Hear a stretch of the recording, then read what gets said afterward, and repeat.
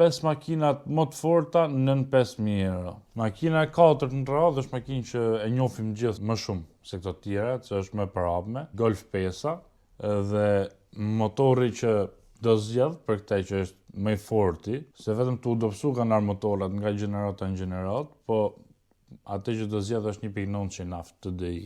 Fuqin të gjenerata 5 nuk e ka isoj, si që ka pas të Golf 4, ku ka pas edhe 150 kuaj, ato me TDI të kuqe.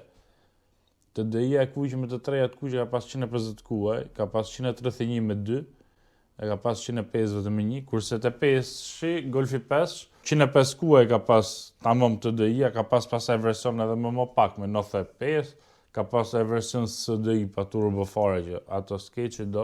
Golfi 5 manual me motor 1.9 është shumë i fort. Versionet me kambi automatike DSG, ka qenë fillimet e DSG, se janë më defektoze, po manuali është shumë i mirë.